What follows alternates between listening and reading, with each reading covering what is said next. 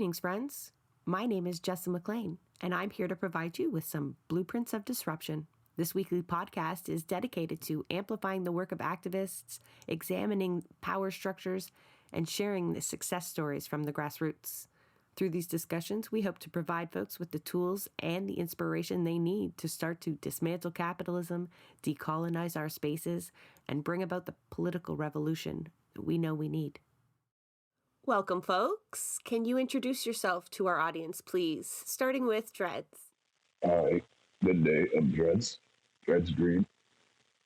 My 20 years plus of lived experience on the streets between housing, the sidewalk, just the various back and forths that privileged me to be here today to help advise towards the situations that we're facing.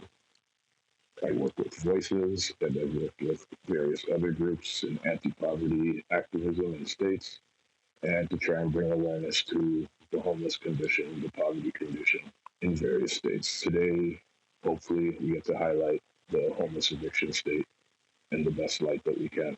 We're absolutely going to do that. Thank you, Dredz, for being here. Nahum.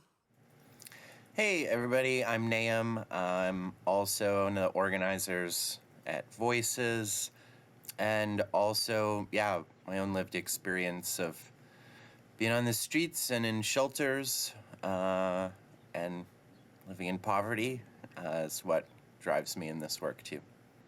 Thanks for having us. We're honored to have both of you because although we have spoken about encampment evictions, homeless evictions, it's always been from a secondhand perspective, and that is not the way to do things. So I appreciate the way Dredz introduced himself and that he would be here to advise us, because that is absolutely what we've invited you here to do. And when I asked what you folks wanted to focus on, the response was quick and concise: homeless evictions. What do you want to tell people? Well, there's a lot of things that lead to the unhoused state, and pretty much everyone that ends up in the unhoused state will end up tented, going to the shelter, just a various cycle. And when you do take a shot at going in the shelter, the problem is people don't feel that they're heard, and that leads to the cycle of people adapting to being outside. So they no longer want to be in the shelter because they've had the help already and it failed them. So they adapt to living on the streets, and then from there, they're now harassed to try and do minor things, going to the washroom, trying to function, shower, getting basic needs met, even mental health needs, things like that, even being heard, right, as to what needs they may have. So the entire state of being unhoused it's very deconstructive to the mental state of the person who's being victimized and not heard. The message is always, I believe the message is always brought across wrong by the staff as to what their duties may be versus engaging in problem solving. So there's a lot of variables that lead there, but the bottom line for me is that I feel that people need to start being heard on that ground level to start affecting change. We often hear when there's evictions of the encampments that people go willingly and it's voluntary. That is the narrative that the city of Toronto is. Clearly, that's not always the case. So what would you prefer the response from the city be? Because you talk about being adapting to living inside. And I think, from an outside perspective, we would like to advocate for housing. That seems like a long-term goal. It shouldn't be. So in the immediate, rather than evicting encampments and harassing, like we can talk about Clarence Square and the various levels of harassment that goes around tented communities, what could the city be doing other than housing? Let's assume housing is always the primary goal. Yeah, we can still assume that housing is their bottom line goal for everyone. But now, is it throwing everyone in the first available space that just says available, or is it adapting to the needs because you've visited them at the park 3 or 4 times, you've spoken to their worker at the shelter, and you found out that they're familiar with the neighborhood, they've adapted to sensitivity, they're escaping a brand of abuse, right? All those variables are not taken into consideration. And me being currently in Metro Toronto housing, for example, at the point in time where I took it, I was told if you don't accept the first offer, you won't get another offer for a long time.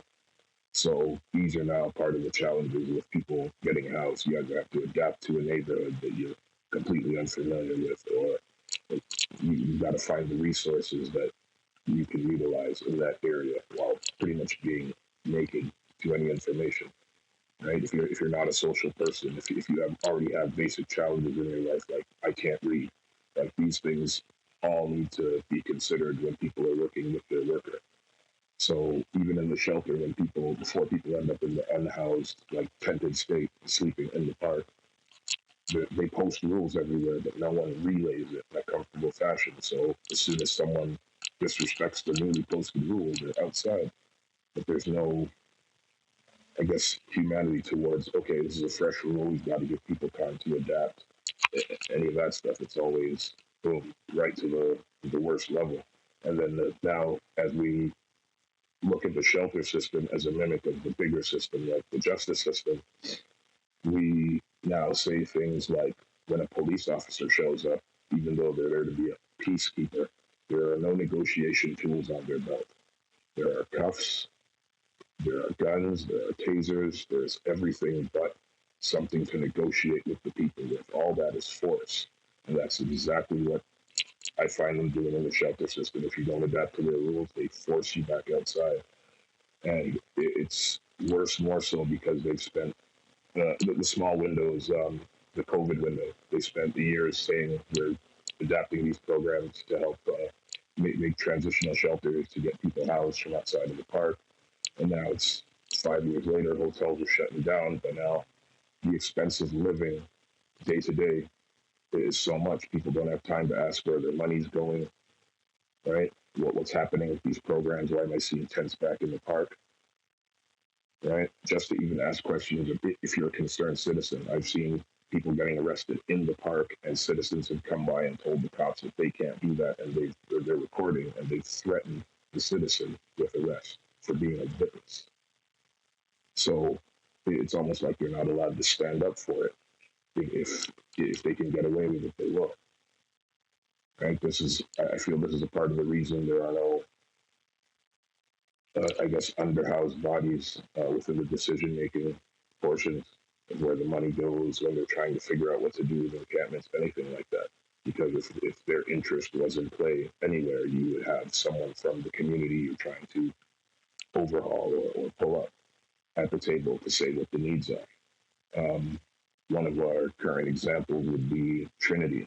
Right now, they're in need of a porta potty, a stall, and all the restaurants in that downtown core area are closed before they say 7. Usually I've seen it 9, but they say it's 7. So from 7 until a drop-in opens again at 7 or 6 in the morning, there is no access to a washroom for them. And when trying to negotiate with the city workers that are coming by, no one wants to listen to them. And this is contributing to keeping it clean until they can be housed. Yeah, and I also just wanted to add too that, like, I mean, this is us, like, it's like a carceral system of housing, right? Like, I mean, it's essentially just like warehousing poor folks, whether that's in the encampments or the shelters, the hotel programs, and, you know, as Dredz is mentioning, even Toronto Community Housing. You're in these buildings, in these spaces that are like severely neglected in terms of maintenance, just in terms of like healthy, dignified living, mold, bed bugs, mice, all of these things. And then like under like a constant surveillance, with cameras around, with more security than there are actual workers to provide essential services. like a constant presence of police. And like just kind of living under this threat, like Dredz mentioned, of like, if you don't follow the rules, you know, like you're going to be punished. And we're seeing this, like, you know, I think it's probably at its most severe in the hotel shelters that were leased through the pandemic. We do outreach at the Delta Hotel. It's up at Kennedy and the 401. You have like 350 people in a building with 2 housing workers at best. Sometimes both of them aren't even there. With security and police in the lobby constantly, and with this system of, and we'll get into more of what we mean by evictions in the shelter hotels, but you know, this system of like living under threat of eviction constantly for anything from, you know, speaking up for yourself, for staff not liking the tone of your voice when you talk to them, to one of our members got kicked out of a city-run shelter for eating in the TV room, you know, like just an arbitrary and abusive set of reasons to force people back out onto the street. So we're like against, you know, we're all for housing, all for public housing. Like, let's build more, but not the way it stands, you know, not neglected, derelict buildings under constant surveillance. We want dignified housing, accessible housing, right? Immediately, what comes to mind is when you talk about like the sheer number of security, it's like that, well, that money that they're using to pay for the security could be going to actually helping the people instead, right? It's a very easy parallel to draw. Nahum, last time I saw you, we were at the St. Stephen in the Fields encampment eviction in Kensington Market. I'm heading over this Monday because Maggie was just, Maggie, the Reverend of the church, was just talking about some continued city harassment there. And, you know, there's still very much people living on that property, a church that protects them, that wants them there, that helps them. And yet the city decides that, no, it's not okay for them to be there. Can you tell me a bit about, you know, that continued, from what you know of, like, the tactics that the city uses to continue harassing people, even when it's not as far as an eviction, just like in the smaller things that we don't get a chance to hear about? Yeah, for sure. I mean, you know, one thing that I think is a common thread across all the encampments, like now and in the past, is this idea of fire safety. Fire gets constantly used as this reason for why we need to mass evict these spaces.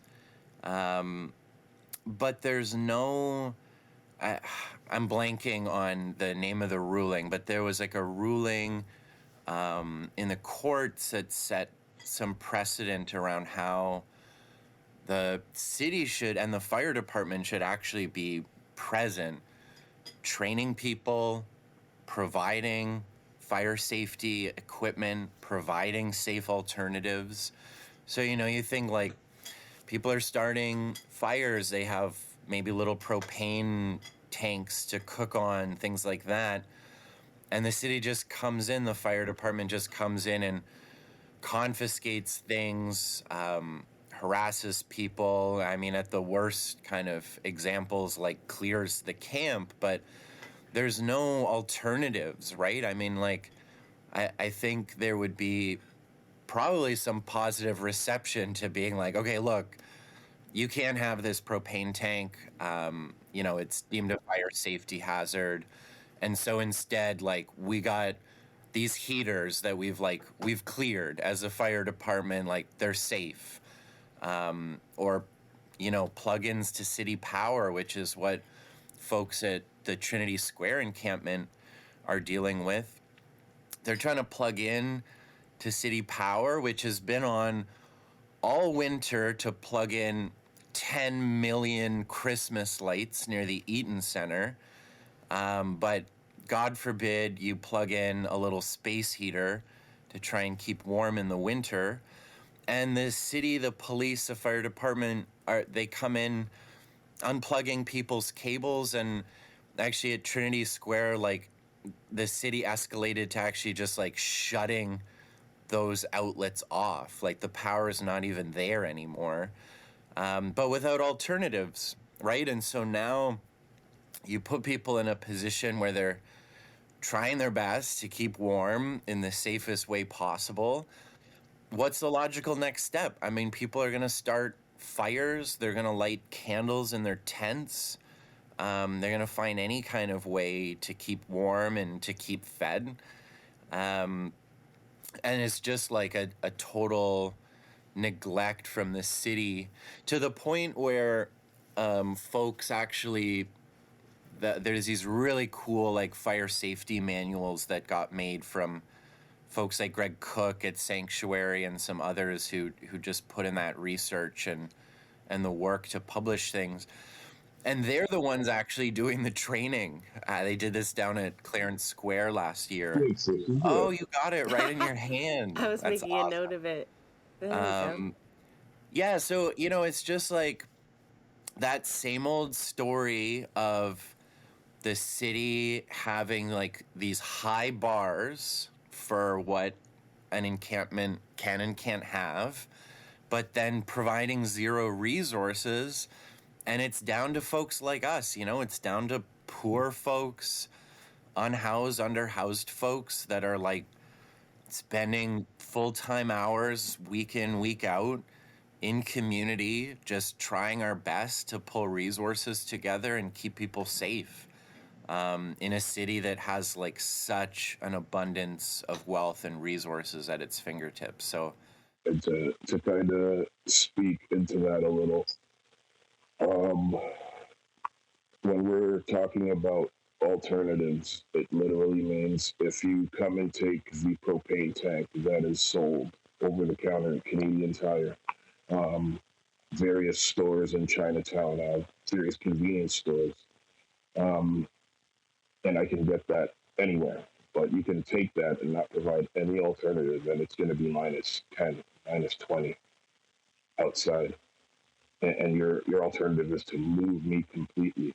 Even if I have a bunch of stuff, the city doesn't try to have any brand of negotiation plan. So there's not a secret plan with like public storage and the city of Toronto. So if you're unhoused and you have a certain amount of stuff, they'll deal with you with a storage. If you go to a shelter, for example, that alone should be a fair enough, safe-ish deal. That's encouraging to take a shelter and probably uphold the rules there, for example. And that's within their cost.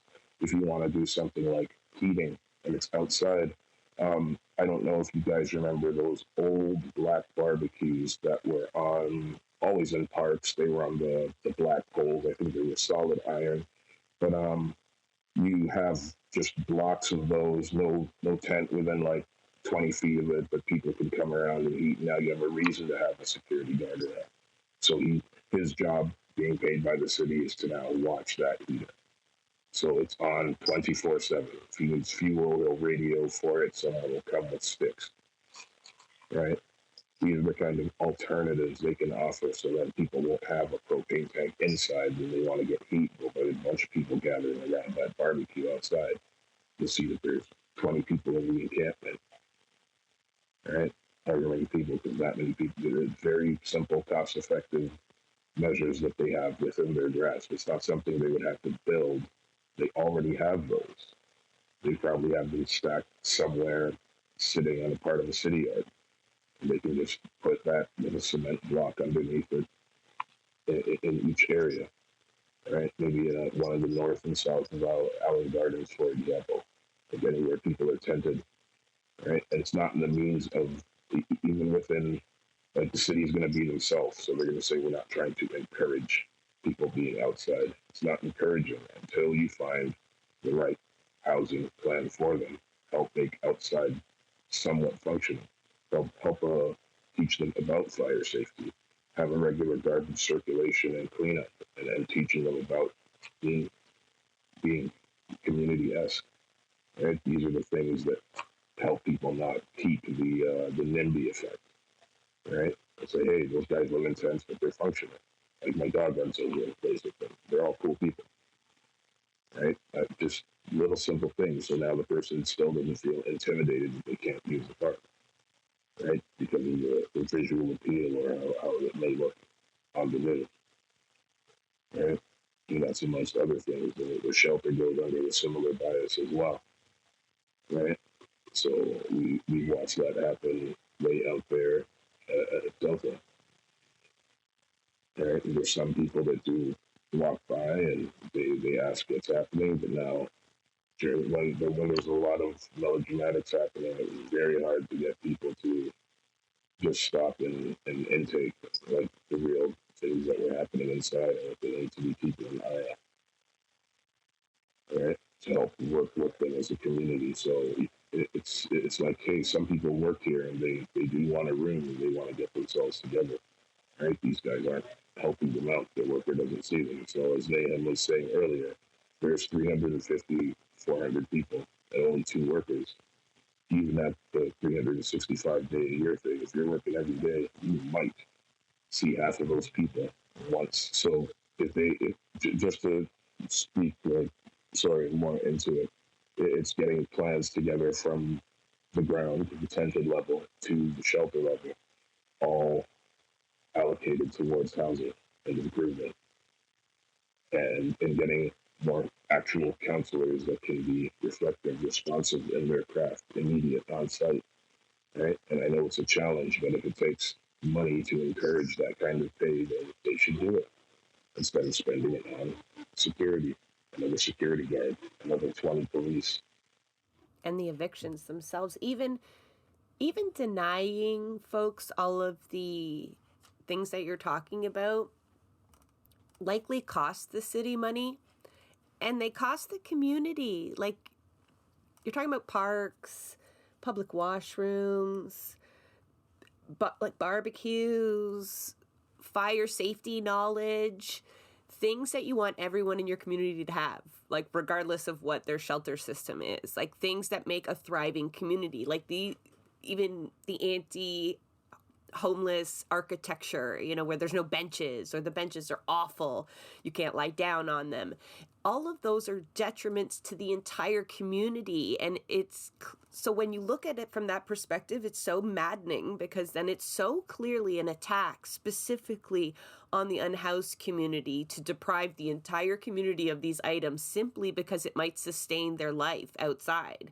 Because it's ridiculous that anyone is encouraging people to live at the tented level, right? That no one would be encouraged to do that. That is, like you said from the very beginning, a circumstance people find themselves in because of the systems that we're living under, right? It's not a choice in that way, right? That's a ridiculous statement that they would say to deprive that, and our whole community loses.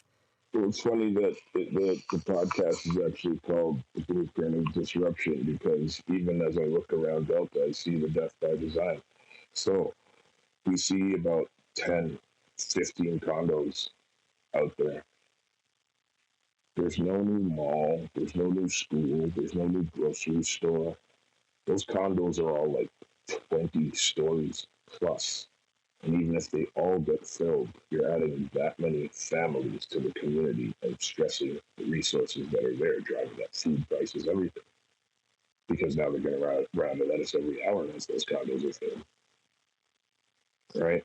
Whoever can't afford it, they're going to go and steal it. They're going to start saying, hey, my kid's got to eat, stuff like that. Right? So you see the destruction being built. They're not building any of those into shelters. All those are condos. So it's just going to raise competition. Oh, we don't want this here.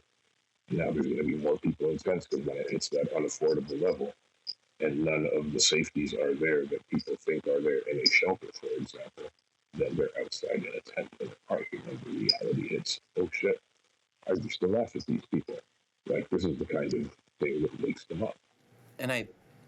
think too, Jessa, to your point, like it is very intentional. Like capitalism and neoliberalism like needs poor and homeless people as a threat that keeps everybody working 3 bullshit jobs at minimum wage without health care, without benefits, grinding away to pay rent, because there's this very like visual like uncomfortable threat of like living in a park and living in a shelter, being like seen as somebody who's like panhandling or wandering out every day in the streets, because a lot of these shelters too, the congregate ones, you eat your breakfast and then like you're out, you have to be out all day,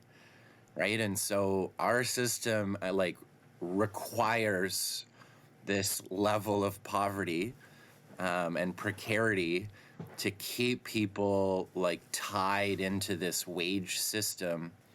And so, it is absolutely intentional and very specific and targeted on our community to keep this visual problem alive and well, even if it is also causing the kind of rifts and deterioration in the broader community like you brought up. It's all by design. I know that. And I don't mean to like say like don't tell me that, but I mean I didn't say it because I didn't think any of you knew it either. It almost then brings me to the point of, okay, so then what? Now you know those fuckers are doing it on purpose, right? Like we could go talk to them. We could go talk to Toronto Council, but they know they're doing it on purpose. Olivia knows, all the small town, big town mayors, they absolutely know what the purpose behind all of these denials are of basic stuff, like even the most basic stuff. Like what kind of city? You want a shining city, but we are so bad we have no public bathrooms. Everyone knows that. Anyone who's ever wandered around the city for any reason knows that we are an awful city for that. And so all of these things, they know that they're just really purposely to do harm. And so I think of that poster you folks had for the Valentine's Day event outside City Hall. And I know you were outside City Hall, but I know you weren't really speaking to them. I mean, you are. You should yell at them. They deserve it. But you know where their mind is at. It was the Poor People Rise Up that was featured on the poster that really comes to mind, because that's what we need. Right? Like we do need to censor, that isn't to dispute that we need to censor the voices of unhoused folks when we're trying to talk about solutions, all of them, but not to like, they shouldn't have to like tell their trauma, right? Like that shouldn't be necessary, not to politicians because they fucking know it. They like, that seems like harmful almost. So it's just like absolute rebellion at this point. I'm sorry. That seems so rudimentary, but let's talk about the organizing then. Not because we don't want to hit on these lived experiences, but like, what do we do? Because in a city like this, where you should have some leverage on a mayor with like progressive issues, surely we can make progress here. Well, that's part of the biggest challenge with the unhoused community, right? Is that even entering the shelter, they don't have really any leverage. They're submitting their information and coming to ask for help. Like when you pay rent at an apartment, for example, your leverage is money. If they're not doing maintenance right, you can withhold the rent, right? So same thing at work. If bosses are treating you fair, you can strike. Now he's not making as much. Production's not going up. Right? And you're in a shelter. They build a few beds and keep like 10,000 people out there, making it for 500, maybe 1,000, because the shelters will always be full. They'll always say things will take X, Y, Z years. If something, if a riot happens tonight, they'll have a new task force tomorrow, though, when it comes to police. I guarantee you. Right? So why can't we use that money equally swift in positivity, production, preserving people, right? Getting solutions done, You want more people working, for example, to be taxed. Let's help people get settled and then make sure that there's jobs out there for people, right? Get some people with lived experience to start getting paid for living in their community and contributing, right? Then that cuts the travel expense and you're producing positively in your community if you want to go that way, right? Not just volunteer and social assistance and do this, small things and training programs. Those training programs get you into somewhere that's 100% employable. Yes. Otherwise, it's a game because it shows that there's a need for those programs, even if they don't employ you. Right? You finish the program after 3 months, boom. The social assistant says you can get employed now because you have XYZ skill. Show me where to get employed with 3 months of training, and half the things you're telling me to do require 2 years worth of masteryship or XYZ license with 2 years of professional reference. Like it's a game out there. It's a big game. And then when you go, and that's when you try to play it the honest game. When you play it the dirty way, you get arrested, and then you lose everything, and you still got to start over anyway and be outside, right? Which is just a long and short. So it's either you're tied down or you're doing so much work. You're doing the same thing Nahum said. You're doing 3 jobs, and you barely get time to see your kids to give them any positive influence that you would like. You might be there to answer the bases, but you might want to be there to play catch, right? Answer some life things, right? You might want to contribute to your health if that's the challenge you're dealing with, right? It's a lot. They play around with it. They do. They have a Bell Let's Talk, for example. But during the entire COVID, I've never seen a Bell Talk representative walk around the park and check on any of the depressed people that were in the park. And that's a corporate sponsorship, right? So that's part of what's advertised. That's not real. It's funny how, capitalism has this myth of like voluntary, like that we get to choose, this idea of freedom that you get to, well, if you want this, you can go on this path or this path. But then you hear that, and it's all coercion, is what it is, right? That here are your options, and either way, we're going to exploit you. It's a horrible system. Nahum, one of the times I saw you before the Kensington one was at City Hall, John Tory budget meeting, and I remember you and a bunch of folks were there specifically to talk about the lack of any help in the budget for unhoused folks. Well, John Tory's gone. Olivia Chow's here. We've had another budget meeting, and there's still not enough. What's the answer here? Because clearly we elected a person who's supposed to do something better, right? Yeah, I mean, I think that, and, also to touch on this, like, to talk about the organizing, right? Like, I think that there are a lot of complications, like Dredz said, just in terms of, like, what are our leverage points as poor and unhoused folks. But, I think, like, Olivia Chow is a great example. Personally, I don't think that there's, like, too much to benefit in, like, getting into the weeds on criticizing, like, any one person or another in positions of power, but more so just a very, very clear example that, like, the system's not going to save us, right? And, like, when we kind of, like, lean on these advocacy approaches, which we've also seen in, like, the labor movement, right, over the last, like, how many decades, like, moving away from direct action, flexing that muscle of power through, like, strikes, and into this idea that, like, oh, like, we can just, like, meet with politicians in boardrooms and like they'll pass better policies.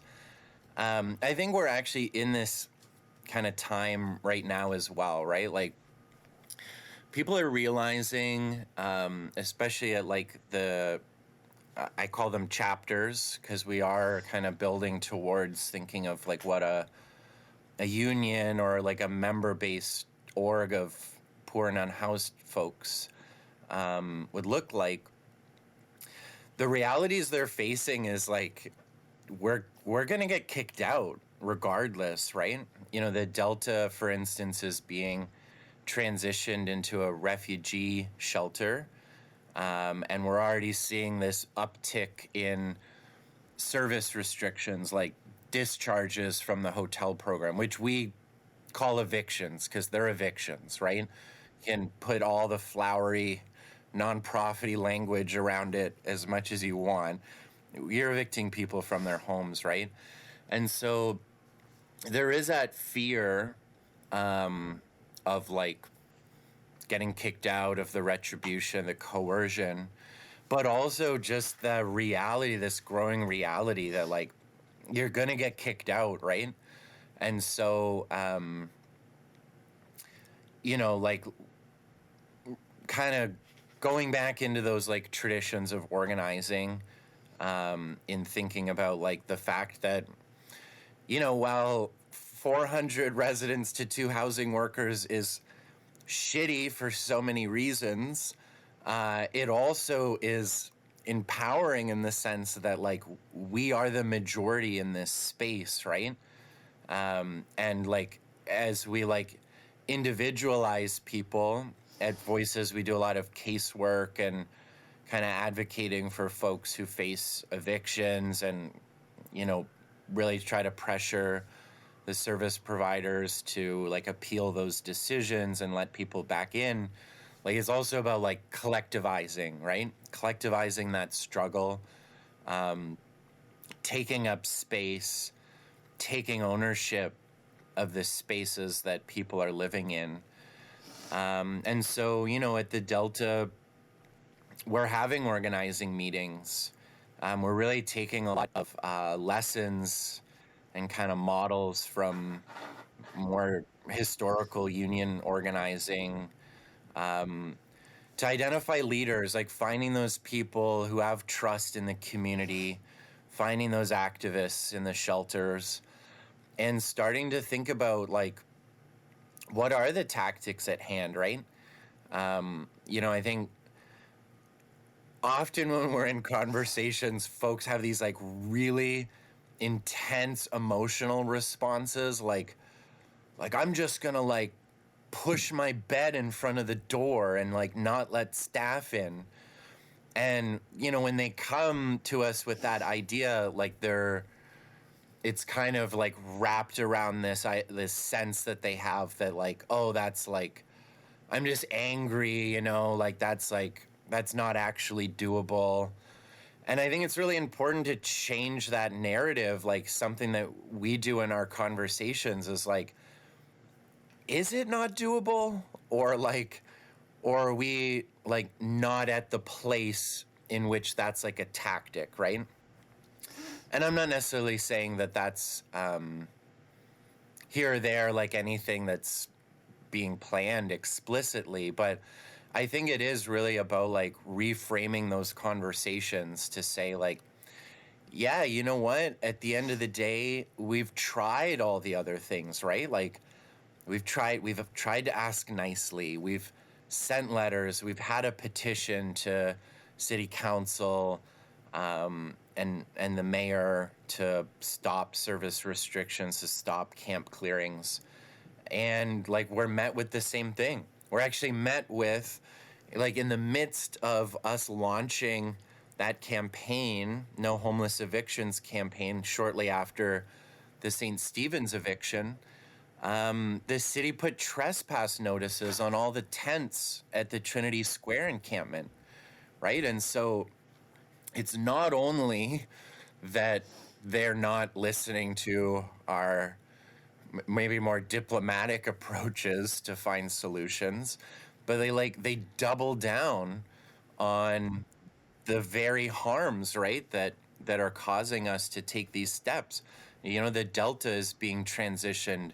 There's rumors going around that the Bond Hotel is going to mass evict everybody from their beds there. You know, Clarence Square, the hotels like across the city facing this sorts of things. So, you know, I think as scary and as unknown as it is, because like this kind of organizing and like mass mobilization hasn't really happened so much. There aren't very many like super clear examples of people taking action in this way. Like we are as voices like in this space of entertaining like, okay, well what does that look like? And as impossible as it might feel to take mass action, to mass mobilize in a space, let's instead ask ourselves a question of like, what do we need to be able to do that, right? And like, and what are the steps that we take people on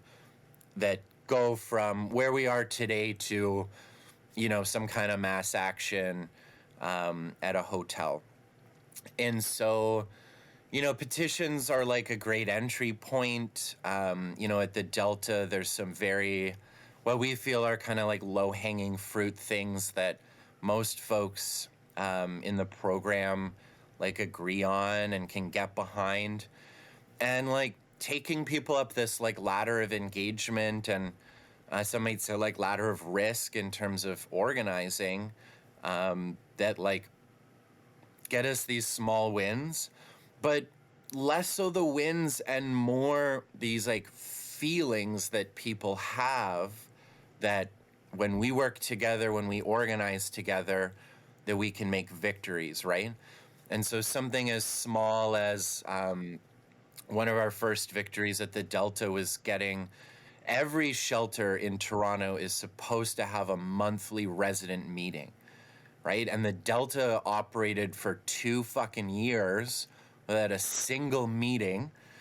And so we were able to collect, shout out to a fantastic organizer at the Delta who was able to collect like 150 signatures on a petition, deliver that petition, and now we have these monthly meetings, right? I mean, those meetings are shit. They're poorly managed. All meetings are shit, don't worry. There's no minutes, there's no notes, there's no follow-up. But we got that, right? And people have this taste of like, oh, we did something together and got it. So now come back to the table to say, what's next? Okay, we're going to make those meetings a little bit better, right? And then we're going to start to think about what are our real tangible demands, putting those demands forward. And one other thing I wanted to talk about in terms of the organizing we're doing too is like building these bridges between labor, right? Between the workers' struggle and poor people's struggle, not only for the just reason of like solidarity and like, you know, labor should be supporting like these social justice issues, but also for the fact that like workers are sleeping in their fucking cars, right? Workers are accessing food banks. And when we look at the Delta, for instance, run by Homes First, is a charity that runs lots of spaces across the city. In 2015, they locked out all their fucking workers because they were trying to unionize. And what are they doing now? They're creating like very tailored, exploitative contracts to hire folks who are incredibly precarious, lots of newcomers, lots of poor folks, putting them in these contracts that don't give them benefits, that don't give them job security. And I mean, as much as like we fight against the abuses that unhoused folks face from shelter staff, like we also have to be able to take a step back and say, well, if shelter staff are not trained, not resourced, living in super precarious situations with no job security, no benefits, like what do we expect other than these like high tension points where staff default to kicking people out when things get tense or when they're faced with situations that they're just like completely untrained and unresourced and unprepared to deal with. And so it's OPSU workers at Homes First, at the Delta. And we learned that they actually are like in bargaining, had to bring in the Ministry of Labor because 90% of their workers rejected the deal from Homes First.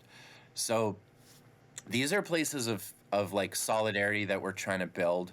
I just had a really awesome meeting yesterday with quite a lot of unions and labor organizations to start to build those things, because we want to join you on the picket, right? And we want you to join us on our pickets, because at the end of the day, it's these, just like in the corporate wage world, it's these fucking corporations, these charities that are dead set on their bottom dollar on building a level of like management and executive positions that are well comfortable and stable and secure, at the complete exploitation and disregard of poor folks, whether they're living in the shelter or working in the shelter. And so those are some of the things that we're talking about as well at Trinity Square.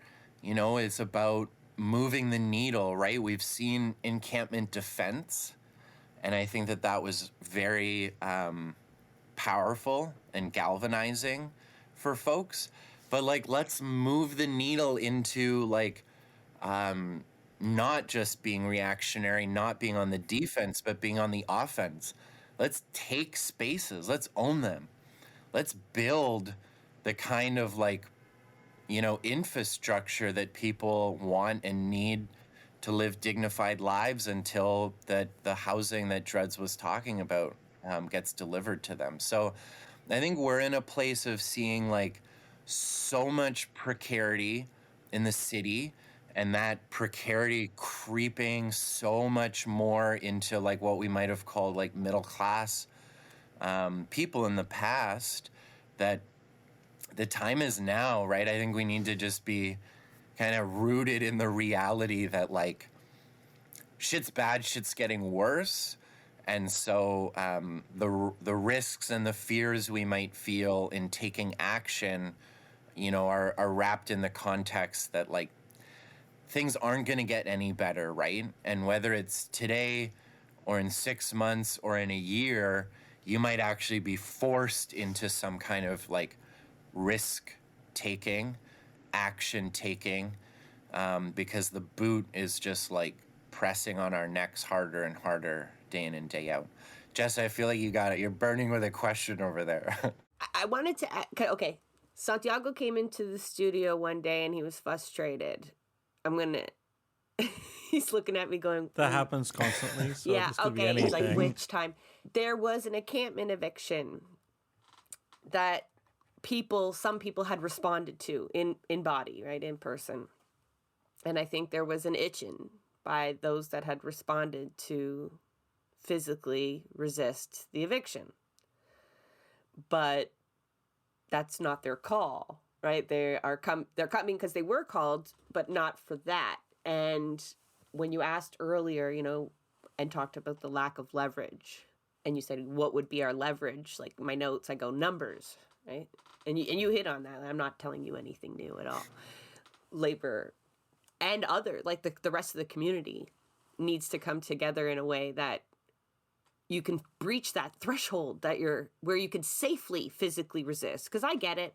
If it's just a handful of people and you've got to defend a space, open wide park. I mean, just the logistics, if you're thinking of like battle plants, that's probably not going to end well.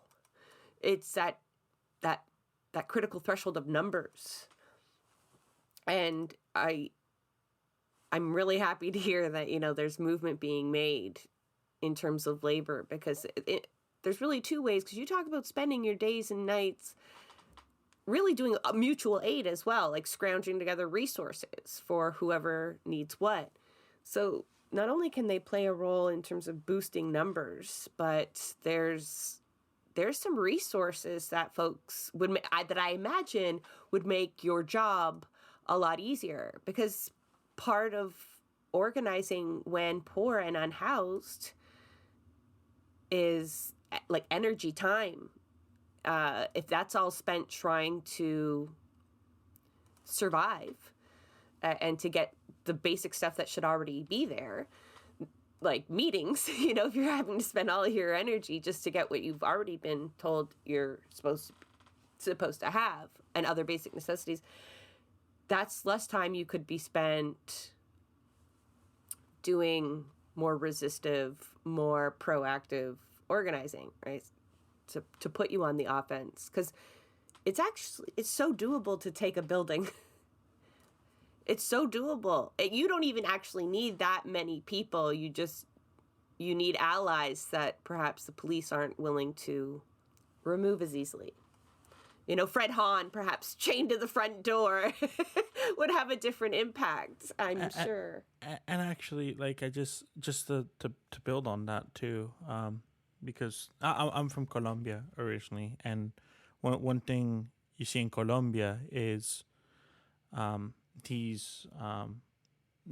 have neighborhoods, barrios, on typically on hillsides that don't technically exist. Like, they're not, like, these are not planned areas. There were no approval processes, but people who were displaced, because we're an incredibly displaced country, and who had nowhere to go, came together with brick and plaster, and they built thousands of tiny houses, and they live in these communities.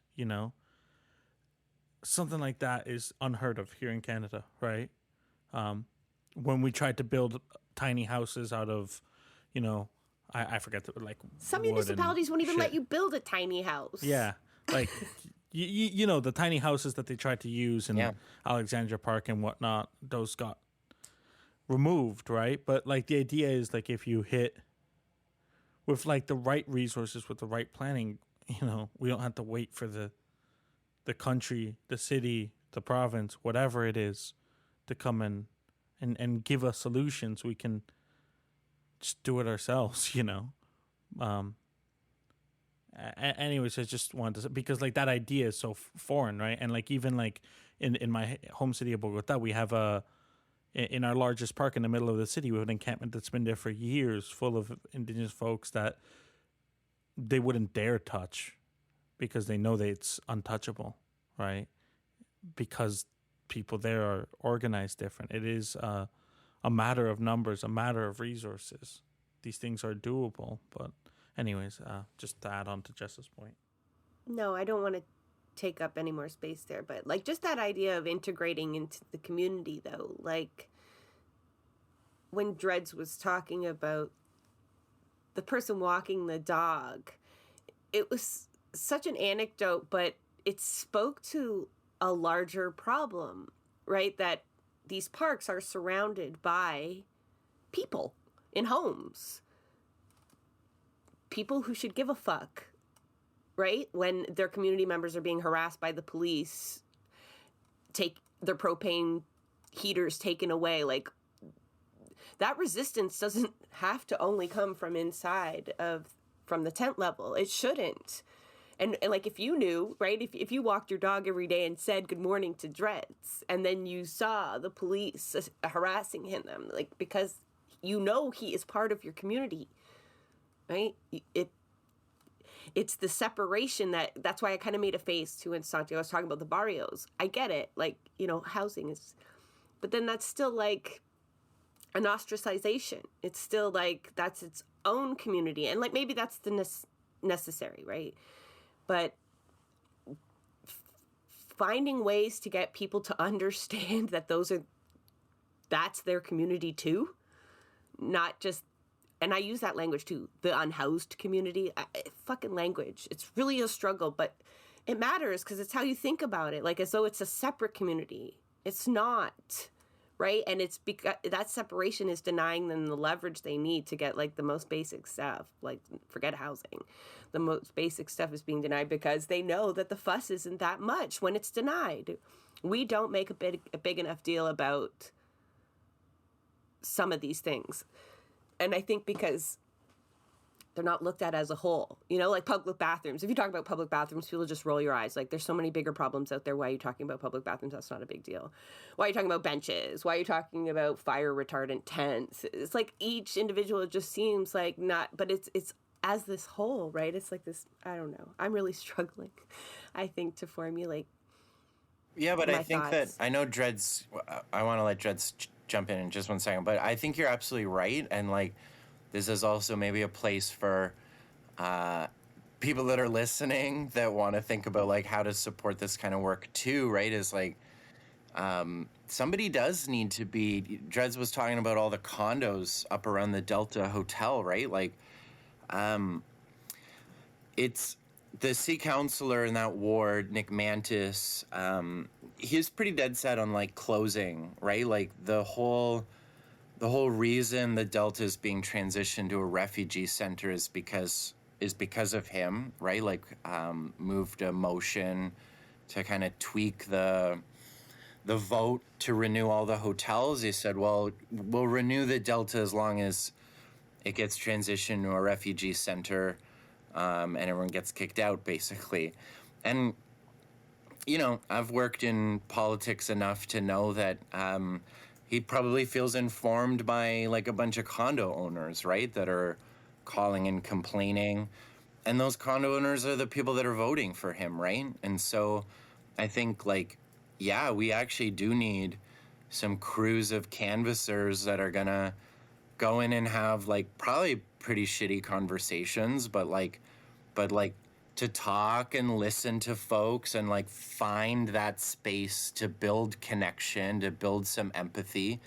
I mean, if you're not facing housing precarity yourself, like, I bet you your kid is, right? I bet you there's someone who like is realizing that they can't live in this city anymore, right? And so like that is also kind of unsexy work that needs to happen, because if the city councilor starts getting a bunch of phone calls from people on his voting list saying, I just had a really awesome conversation and you need to keep the Delta open, this is crucial, like that is definitely going to change his mind more than like me and Dredz, who are kind of typecast as like shit disturber lefty activists. Like, he doesn't care about us. So that's like another kind of really foundational piece that, we talk about this, we talk about defunding the police. Like, yeah, we can get all the progressive folks in the city together to sign a petition to defund the police. Like, we need like white middle-aged homeowners in central Etobicoke to be calling their counselor and saying, yeah, actually we need to defund the police, because those people don't care about anything except their re-election bid in the next cycle. And the only damn thing that's going to move them is if they're looking and going like, oh, this is Jessa, they're on my voting list. They vote for me every 4 years.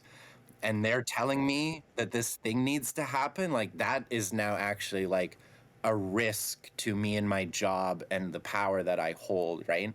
And we've seen that like historically in Georgia, like flipping from Republican to Democrat. We've seen like the overthrowing of like anti-trans legislation in Florida, all from the same thing. And it's, like I said, it's not sexy work, right? That's like a 20-minute conversation at the door with somebody who probably doesn't have the same political views as you. And you have to make some space and listen and put your reactionary self aside and put the stats aside and connect with people. Get into that feeling and that emotion, because I believe that that's what moves people on a deeper level than me just saying like, well, the stats here show that like you're wrong. Like, that's not going to move anybody, right? So anyways, just wanted to throw that in. And Dredz, you haven't chatted in a while, so I want to toss it over to you. I just feel one of the biggest challenges is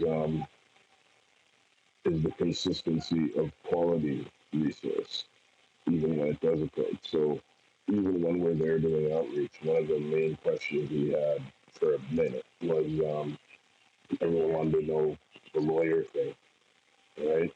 So they wanted to know whom they could talk to if they had a human rights situation. So even counsel just regularly appearing for that, a volunteer student thing, like something to kind of encourage along the way. Like if you're going to have people coming in there to be main security guards and whatever, glorified babysitters pretty much, then you might as well have some people there that are trying to forward themselves in other career paths to, right, kind of inspire or to go towards their mastery hours or the community hours towards their degree.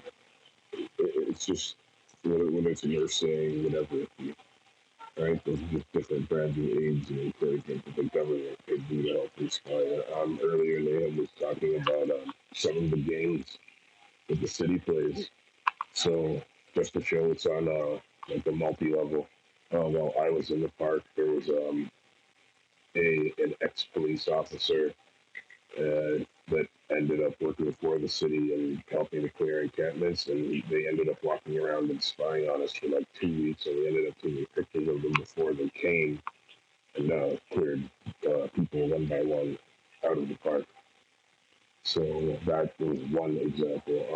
The one that Nahum was talking about that was for Trinity Square, where they went and served the eviction notices the week after the Spadina and college encampment. When we investigated that one as a follow-up, I forgot whom it was, Nahum known to, but the city said that they didn't mean it. They did it to try and teach, show an example or a lesson as to what they could do if they really wanted to, like something to that effect. And it was really, to me, that's really ignorant. With all the education and power and what you're paid to do and the amount of problems that people have in the city, you have time to harass poor people on paper with an example. Um, there's just too many different little paths along the way where they're just really bad at it, despite what they want to try and show. Right? There's anywhere from the Olympic bid, for example, where they made panhandling illegal. There's as old as Tent City, if people remember it. There was the Occupy protest. So no matter how big it gets, they'll literally tell you to pack up, go somewhere, or we'll do something. They don't want to make positive change in effect to try and balance out the scale. But it's almost like they need to upkeep their chaos to make the people who are working seem like you're paying for taxes and your taxes are doing good. Right? It really sucks that they just won't stop for 2 years. They always pick to use the one mouth, and without expecting a Caesar save the people. They're not. We're expecting at some point, though, the scales need to be balanced. If they'll show things, for example, like justice, no matter how blind she is, that scale still to be balanced. I look in front of City Hall, for example, and down the new courthouse, right beside it, has a balance beam with a lamb and a lion on it. And to me, it just says one will eat and one will be eaten. For now, the scale just looks balanced. So it's hard to try and get them to be fair at their own game, and they have the advantage, and they can't see a game towards helping people other than housing them and getting it out of sight. Right? They lied about it just long enough to make sure that when the new mayor came in, now a whole bunch of other concerns.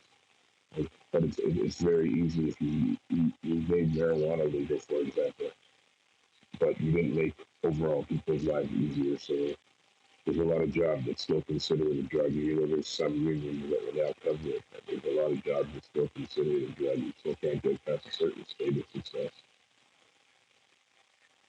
Right? To help make jobs easier, using it as a coping mechanism, as a naturopath medicine to help people steer away from other things as treatment.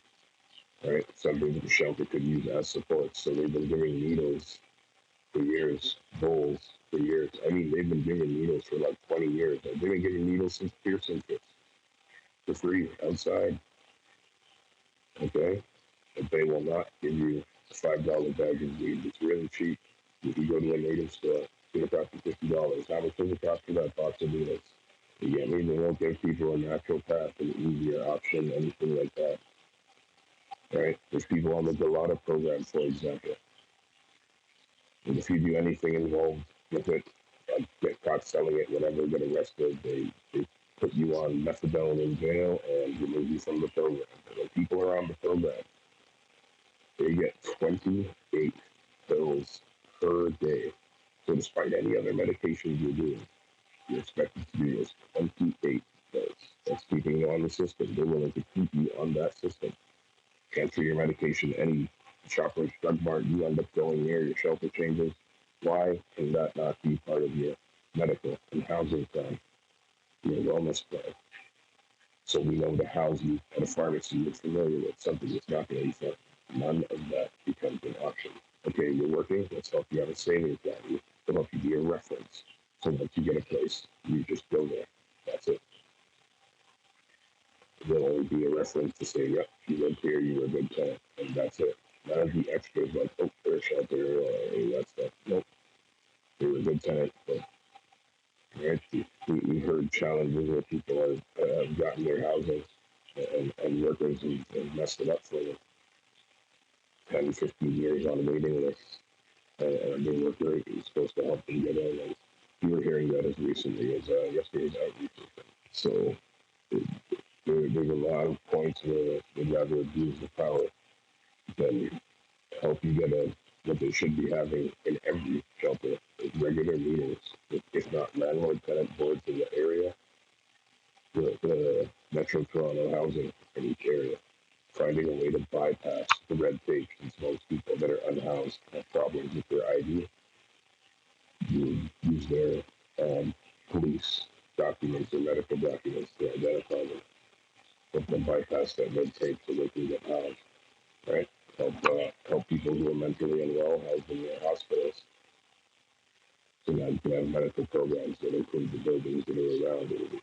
It's very easy, right? A few little shuffles. Let's say everything's a cost. Nothing's a cost. Just a little shuffling of what already exists, right? Not include property and everything. Anything you don't want to build on, you want to build a mall on it later, turn it into modular housing until you build a mall on it. All those people in modular housing build a building across the street that's going to house them permanently. Very easy. I still remember, it's a story I tell a few people actually. There was a gentleman that was building some steps. He built some steps, I think, over in High Park. And it ended up costing him $1,000 in cement. And he wrote the government about it. They told him it would cost $100,000. They told him to take it down, and they spent like $7,000 or $8,000 on it. And built those same steps. But the old man built himself because the hill was too steep and didn't see him making a solution. So this is equally in favor of things like Korea, right? Use his resources, don't need extra time. There's nothing to do. Built some housing, he saw a problem, made a cost-effective solution. It wasn't costing anybody anything. It had his time, his friends, resources, their skills, and then he was ordered to not build any more. He was helping people, and they ordered him to not do that. The city is helping people. Does this make sense? Would you not have this person transition a skill, teach each person how to do it, and say, listen, if you find a safe piece of land, you can build this as a modular housing. You can get a ticket number, and now there's security on the lot. Like, there's so many things. They'll say, oh, we'll give the police $1 billion. So you build a rocket, send some money overseas. And there's nothing wrong with being nice and helping others, but you're not taking care of home well either. That's why I hate the cost benefit analysis argument, even because at this point everyone probably knows that it's actually cheaper to house people than to deal with all of the things that we're talking about, like all of these layers of bureaucracy and shelter systems and enforcement and surveillance and permits. And I mean, it's endless, the work that goes into being awful to poor folks. And it would be cheaper to not, but there's just such purpose behind it, right? It's not driven even by a cost-benefit analysis, and it's not driven by any kind of ethical code because it's completely unethical. So that's what makes it so frustrating. And when Nahum, you talked about organizing and having those difficult conversations, it needs to get done. My only thing that I wanted to like yell at you is like, okay, but I would rather the counselor just fear that we would take it, and like, I don't even care what they think about their jobs anymore. I want the elites and the upper class to just know they can't fuck around, because the poor people will rise up and just take something, or they will cause some shit. Like, they, at this point, their political careers aren't even important enough because they get jobs after. Like, that is true in politics. Some career politicians are so useless they may not be employable afterwards, but they've made so many friends that they'll just get some bored paid job anyway, gigs, books, whatever. So that's not enough fear. They need to really be scared, right? Like, they need to know that society will not function when you try to oppress such a large portion of it. And that still requires having those awkward conversations. Just, I would like to, and they still should make those fucking phone calls to their counselors. I'm not telling people to not, because you need victories, like even small ones. But it's that larger goal of really finding our power and being willing to use our bodies in ways, not just our voices. I agree with that, and let me just be really clear, like, we're not doing the door knocking and the political lobbying. Like, we're a direct action oriented group, and I think, like, you should very much anticipate that, like, shit's gonna get real this year. You know, the things that we've done so far have been fairly defensive, like I mentioned, like, you know, being there and trying to use our bodies to stop horrible shit from happening. But we very much are looking forward in 2024 to what it means to be, putting our bodies out there proactively, taking spaces, you know, and even like the disruption we helped organize at City Hall for the budget vote, like, that's gonna continue, right? And City Hall, committee meetings, catching politicians in public, like, absolutely that is what folks should anticipate this year, is that, like, business as usual is done.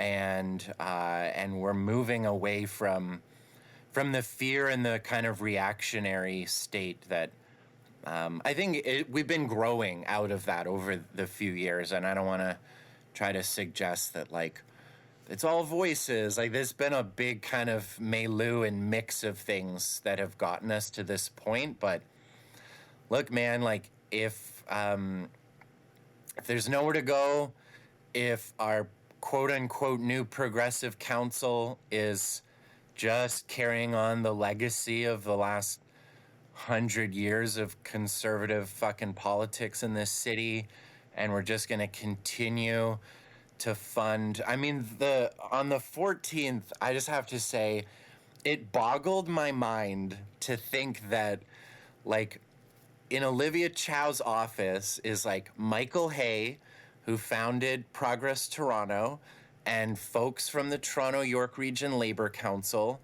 who, while the city, those folks are inside City Council, inside City Hall, about to pass motions to give the cops more money, the organizations they founded are outside protesting against a police budget increase. Like, I can't even imagine what what being in Olivia Chow's office is like these days. But, like, that's the state of things, right? And I think like I love that you're laughing because the veil. I'm not there What yet. else can you do, right? I mean, I know. but like that veil is dropped, right? And like people, even if you're housed, like people can't afford fucking groceries, they can't afford rent, their kids are moving out of this city, like things are gonna escalate. The RCMP report, I don't know, you guys read about the RCMP report about how they say one of the biggest threats to national security is going to be people in their 30s realizing that like shit's never going to get better and they can't afford to live in this country. Like, I don't know why I laughed. that's the reality. And I think that like folks listening to this podcast should definitely expect to see like more action, more bodies, like the parallels even to what's happening in Gaza, right? This is like a worldwide effort to militarize the streets, militarize the state, and trample on poor folks.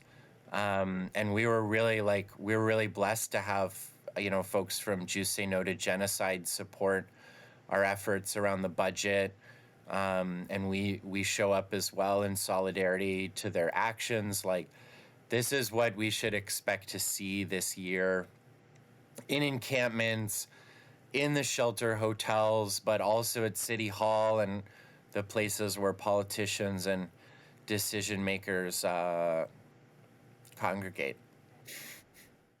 Well, for all of that, shoot me a text and I I'll be was gonna there say, with a put me on the camera signal, and put a me on the signal. microphone I'll make the drive. and writing an article about it and talking about it here on Blueprints. And actually, I want to say also, like, even if like if there's an eviction from like even one person from a shelter, let me know and I'll go and cover that as well. That's really great to hear. I would just be quick to say that, like, when we talk to folks, like, I think that that's something that they don't see or are aware of, right? Is that, like, I'm here. I maybe have a couple of friends that might help me out, but it's, like, scary as hell. And when we've asked people at the Delta, like, oh, well, what do you need to take more action? It's allies. We need allies. We need support. We need to know the media is going to be there. We need to know that folks that are housed are going to show up for us. And so thank you for that. And I hope that that message can come out in this podcast and more people will DM us and share similar pledges of support, because that's going to go a long way for people to take that feeling of empowerment and start to build out tactics and strategies in the places that they live. So much love. Appreciate that. Nahum, when you were talking about getting to a point, and I'm not going to take it anymore kind of point, you know, you're like, it's not just us. I wanted to yell over you. No, we all feel it, brother. Like, we can all feel it, even when we're not personally feeling it. It's in the air, and a lot of people are just done and frustrated with the stagnation of our movements. Definitely. I think that's what makes, I think that's what I love about Voices is that, like, we're not, I mean, our faces can present lots of different ideas of who we are, but, like, we're poor. Like, all our members, we're poor, we're homeless. If we're not homeless, we're severely underhoused and going to bed every night wondering when we're going to be homeless. And so this is a struggle. It's not us doing work on behalf of other people. Like, this is us. So yeah, thank you for that acknowledgement too. Dredz, before we go, is there anything else you want to share with folks? It's also to say that a lot of death occurs out there as well, not just like the threat of people ending up out there, but like while they're out there, there's people, they'll submit themselves to the wrong kind of drugs. You can't tell people what to do for their own solution, but some things are not for everyone. So some people submit themselves to the wrong kind of drugs, the wrong company, right? And so it's trying to avoid getting into those toxic relationships. That's also the thing about getting people out of these kind of threatening brands with supports. So hopefully, everyone starts getting more solution based. We need more decision makers that have economic control, as well as like high end decision power. Right? We need more people from the sidewalk and certain committees, like community building committees. So if they decide to tear down a mall, it's what are they going to build here? Is there going to be 2 shelters and a condo and a hospital, or is it just going to be 5 condos? Right? It's getting people from the community involved in these constructs, right? Because now money's just being taxed and spent, and you're seeing big open empty lots, right? Doesn't sound like community plans are involving the community anymore. It's just the community we're going to make, and we're going to live in it. We don't care if it's going to cost 10 times what it costs now. Like, realistically, a house should not cost $1 million. If it was $1.1 million, should be comfortable. Now you'd be lucky in Toronto to get a house for $1 million. And that's crazy. And that doesn't even count your living expenses. They can't even provide as many jobs in Toronto to support as many houses. But they have more houses and condos than people. Like, it's crazy. There's people on Lansdowne, for example, and the thing that Lansdowne and Bloor community that has stated that some of their condo buildings are only 30, 50% full, right? So to me, those things don't make sense. It doesn't, not one bit. People don't start waking up. It's going to be a hole in their pocket, their lifestyle, their time. And like I said, more often than not, without knowing it, they'll potentially end up out here. I think the oldest person I met that came out here for the very first time, completely naive to the streets, was 64 years old. And I took that gentleman in my encampment. I let him stay with me until he got the Delta. And when we started doing outreach at Delta, he's still there. But this is just to speak to where it floats you any time. It's just sudden. And it's just the potential where you can bump into somebody kind of like myself who's willing to have you in the encampment to keep things clear. Right? Other people out there abusing things like that, taking their money all the time. And when you're young, someone's looking out for you. Right? You're going to grow when you're a kid, something like that. When you're an elder, when you're an adult, when you're in a mentally unwell state, there's not too much looking out for you. So it's pretty crazy out there. So you got to put the supports back where the supports have to be so everyone gets mentally well, secure, and safe realistically. Right? Putting challenges out there to these multi-billion-dollar corporations and million-dollar corporations. Like, let's buy a house and have a 6-person program in it. Right? Let's start having a Bell Union house. If you can work and get there, hey, here's a chance to work for us. Things like that, realistically, Rogers, whatever it is. Right? Not just shelters, solution programs. Right? Because not everybody wants to sit there and just deal with nothing. Some people want to engage in stuff. Right? Some people don't know what to do with themselves. You show them certain opportunities. Some of them they straighten up right off of the substances they're dealing with. Say, hey, this is a realistic opportunity. I never got the chance to go, so I did plumbing in my dad's backyard. Right? Helped out a couple of his friends sort out some parts. They did. Not got a chance to work for Rogers here. I might want to straighten up. I can't afford the mess of stuff. Right? For some people, boom, that's all they need. Now they're at a working class space, working class job, and they work through the program. Now it's a transitional space. You need to make a successful plan. I remember youth shelters, for example. Within the first 2 days, you needed to meet with a worker. Within 2 weeks, if you did not meet with a worker, they would pick you up. Most of the youth shelters. I feel the adult shelters should have the same thing as the shelter hotels. So you have to meet with your worker every week. So now there's no programs like that in the adult shelters. That's why it's prone to all the other excessive dangers. You drugs right up to the other abuses. Right? So change has to be on all levels, one drop at a time. It won't come overnight, but steps, tangible steps need to be taken. Any direction it's going. Forward preferred, but the government likes to step backwards. The promises, the lies, the foolishness, right? The misspending the money, right?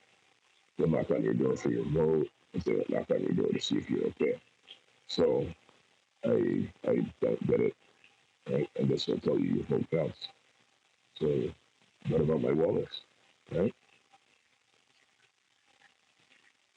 Like I said, the police have no tools on their belt. It's a negotiation.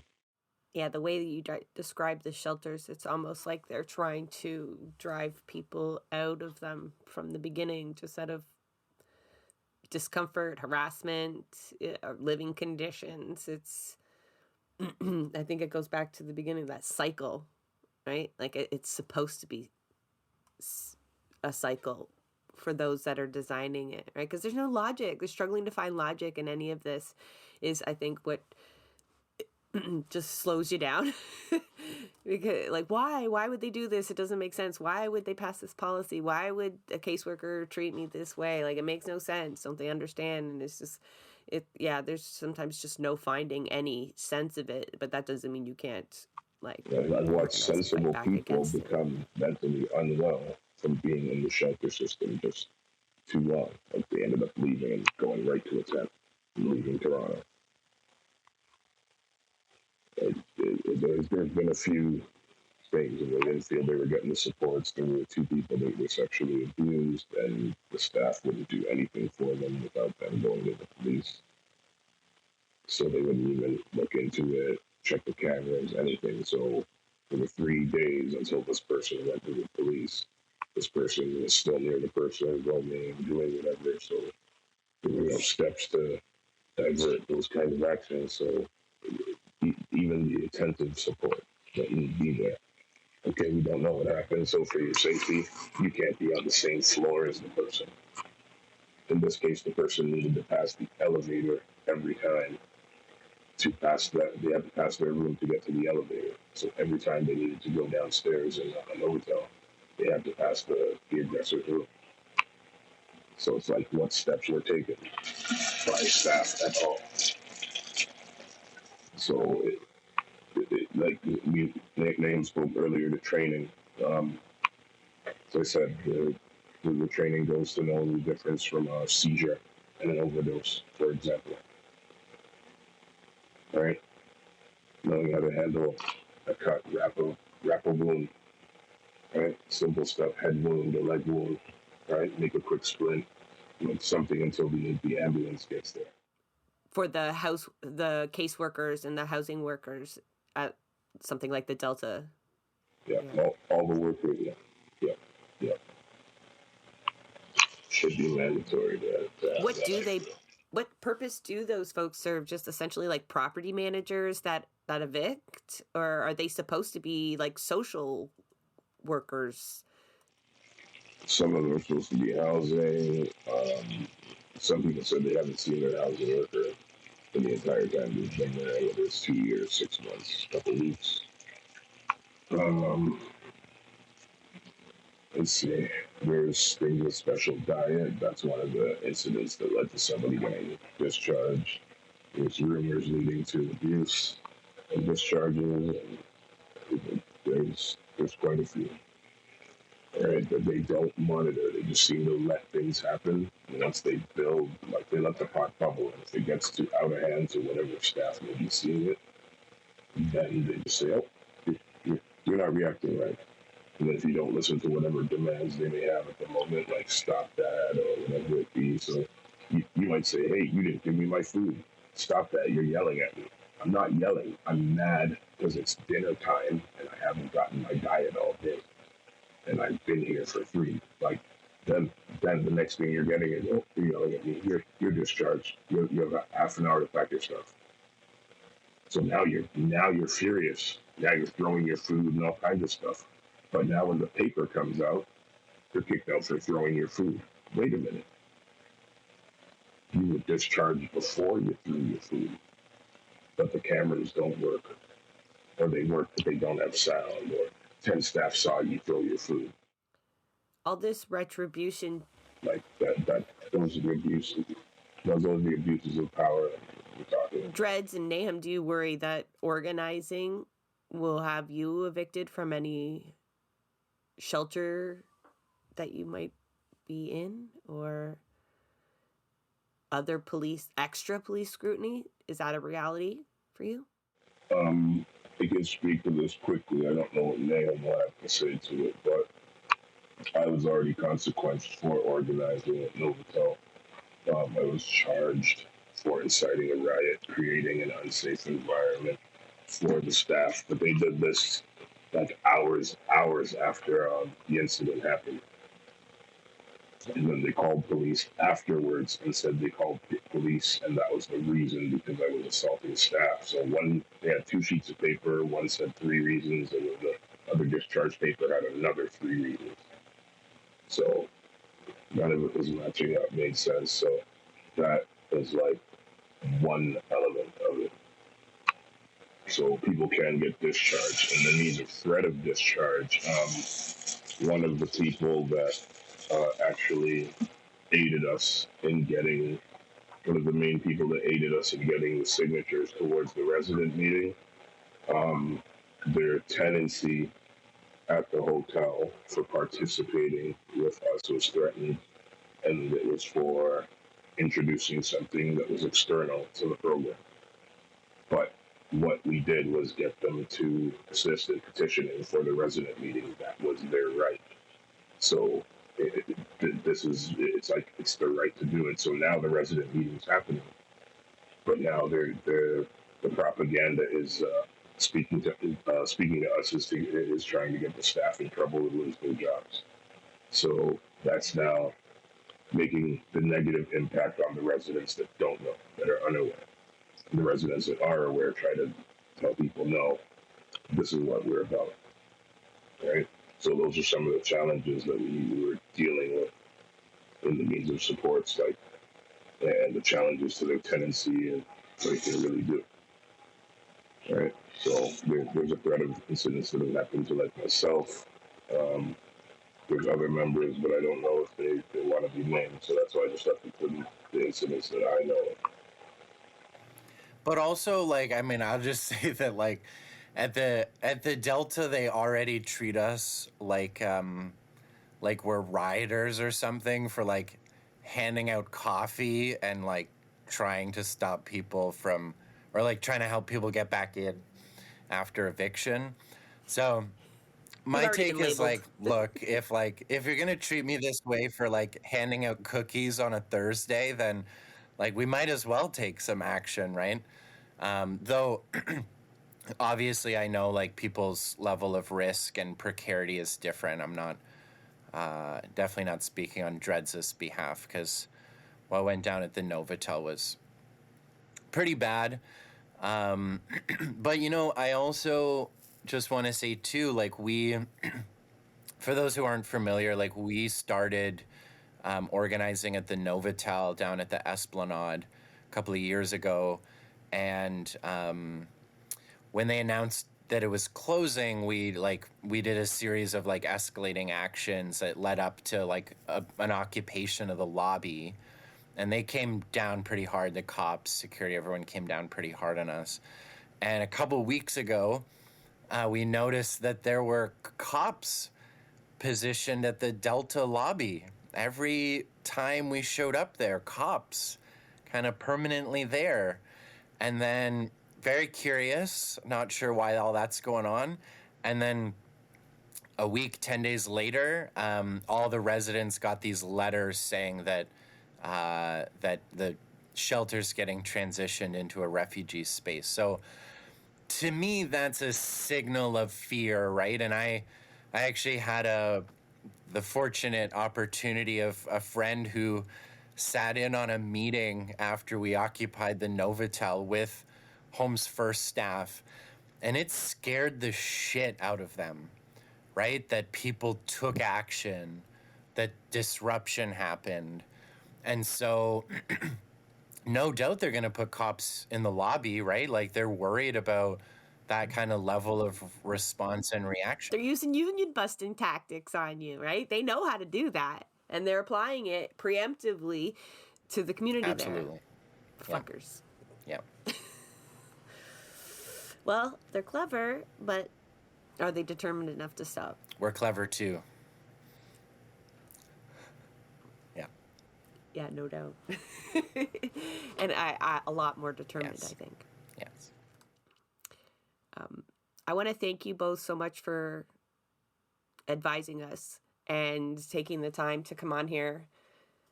And like I say to all my guests, even more so for the work that you're doing. Like, thank you for persevering through all that shit and continuing to fight and try to pull people along with you that should already be coming along.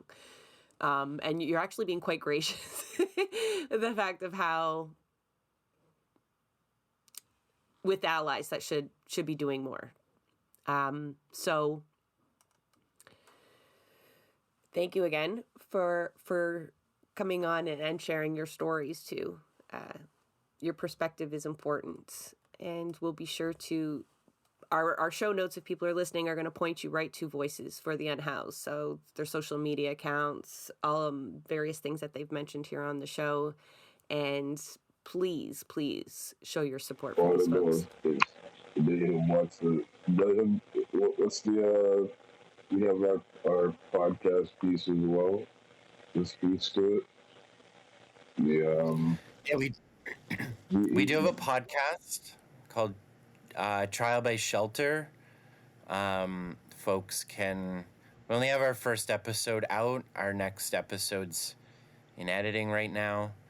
And also just plugging that, like, we would love, we're really looking for folks who can support us as like a monthly supporter, and just like having that kind of consistency allows us to do the outreach, the mutual aid work that we do, and just kind of gives us that consistency to know that next month will be okay, right? There's a lot of folks that do rely on that regularity of us showing up. So I'll share the link with you, Jessa, that you can share in the notes as well. And yeah, thanks for having us. Thank you, Ray.